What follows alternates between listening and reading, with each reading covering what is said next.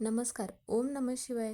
तर श्रावण महिना चालू झाला आहे. तर श्रावण महिन्यामध्ये आपण भगवान शंकराचे जे सेवा आहेत तर त्या सेवा करत असतो. कारण की श्रावण महिना हा संपूर्ण भगवान शंकराला समर्पित आहे. तर या दिवशी आपण म्हणजेच की प्रत्येक सोमवारी म्हणा किंवा प्रत्येक दिवशी आपण पूजा किंवा मग धार्मिक कार्य हे जे आहे तर हे करण्याला अत्यंत महत्त्व दिलं जातं श्रावण महिन्यामध्ये. या दिवशी म्हणजेच की प्रत्येक सोमवारी आपण भगवान शंकराची विशेष पूजा करत असतो. त्याचबरोबर जे 4 असतील किंवा 5 श्रावण सोमवार असतील तर या सोमवारी आपण भगवान भोलेनाथाला प्रत्येक सोमवारच्या दिवशी शिवलिंगावरती आपण जी शिवामूठ म्हणून अर्पण करत असतो तर ते वेगवेगळे धान्य आपल्याकडे अर्पण करण्याची परंपरा आहे.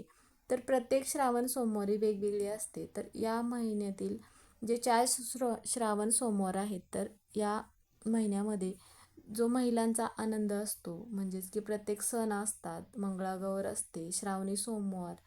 तर या ज्या प्रत्येक सणाचं म्हणा किंवा प्रत्येक श्रावणी सोमवारचं धान्य जे आहे तर ते आपण वेगवेगळे अर्पण करत असतो. खूप मोठ्या उत्साहाने हा जो श्रावण महिना आहे तर हा साजरा केला जात असतो. श्रावण महिन्यामध्ये आपण व्रत केल्यामुळे भगवान शंकराची आपल्यावरती कृपादृष्टी राहते. या महिन्यात फक्त सोमवारीच नाही तर आपण श्रावणी शनिवार, श्रावणी गुरुवार तर याचे पण आपण उपवास करत असतो. त्याचप्रमाणे आपण श्रावण महिन्यामध्ये शिवलीला अमृत हा जो ग्रंथ आहे तर या ग्रंथाचे पारायण आपण करत असतो. पण प्रत्येकाला पारायण करणं शक्य होत नाही. त्यामुळे मग तुम्ही काय करायचं आहे, जो आपल्याकडे रुद्राध्याय म्हणून या अध्यायाचा उल्लेख केला जातो तर तो अध्याय म्हणजे 11वा अध्याय.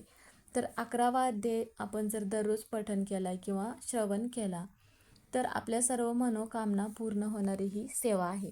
त्यामुळे मग आपल्याला काय करायचं आहे, शिवलीलामृत हा जो ग्रंथ आहे तर यातील 11वा अध्यायाचा आज सार आपण घेणार आहोत. तर अध्यायाला सुरुवात करूयात. सूत पुढे श्रोत्यांना कथा सांगू लागले. काश्मीर देशात भद्रसेन नावाचा राजा व त्याचा विश्वासून प्रधान होता.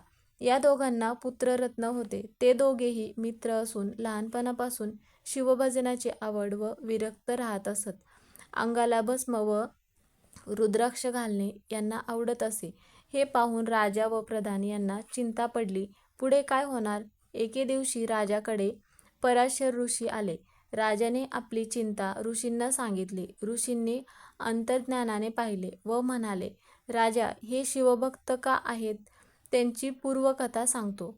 पूर्वी याच देशी नंदीग्रामी महानंदा नावाची एक वैश्या आई भाऊ समवेत राहत होती. तिने एक कोंबडा व एक माकड पाळले होते. तेच हे तुझा पुत्र सुधर्म व प्रधान पुत्र तारक तुमच्या पोटी जन्माला आले.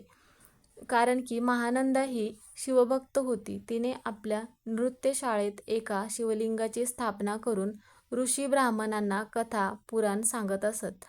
ते हे पूजा व्रत व कथा पुराण कोंबडा माकड यांच्या कानावर पडत असे. त्यांना तिच्याबरोबर शिवभजन घडत होते.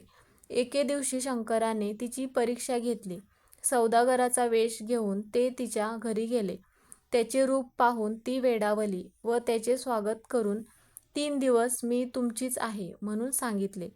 याने आपले दिव्यलिंग तिच्याकडे दिले व चांगले ठेव, हा माझा प्राण आहे.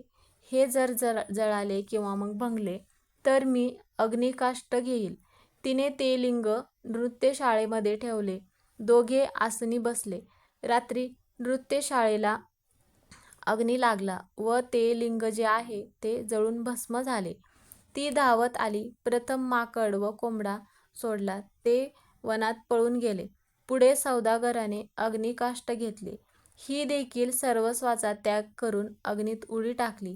तेवढ्यात शंकर प्रसन्न झाले व वर मागण्यास सांगितले. तिनं कुटुंबातील सर्वांसह नंदीग्रामी सर्वांचा उद्धार करा म्हणून विनंती केली. तिची ती इच्छा पूर्ण केली. राजा हे त्या कोंबडा आणि माकड यांना उत्तम जन्म मिळाले. ते सर्वांना शिवभजनाला लावतील. परंतु वाईट एवढेच आहे की ते आजपासून 7व्या दिवशी मृत्यू पावतील. पुढे ऋषींनी राजास रुद्राध्यायाचे पारायण कर म्हणून सांगितले. सहस्त्र घट स्थापना करून ब्राह्मण हस्ते रुद्रघोष चालू केला. 7व्या दिवशी राजपुत्र बेशुद्ध पडला. तेव्हा मग पराशर ऋषींनी त्यांचे अंगावर रुद्रोदक शिंपडले. त्या योगे तो शुद्धीवर आला.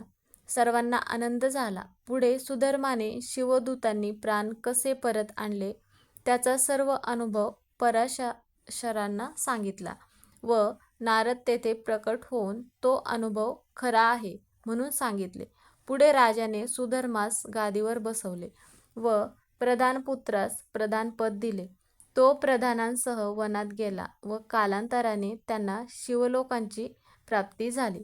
तर अशा पद्धतीचा म्हणजेच की असा हा जो अध्याय आहे 11वा अध्याय, ज्याला आपण रुद्राध्याय म्हणत असतो, तर तुम्ही दररोज हा अध्याय श्रवण करावा. कारण की प्रत्येकाकडे ग्रंथ असेलच असे नाही, ग्रंथ नसेल तरी हरकत नाही, पण हा जो अध्याय आहे तर हा अध्याय जरी तुम्ही श्रवण केला तरी तुमच्या सर्व मनोकामना पूर्ण होणारी ही सेवा आहे.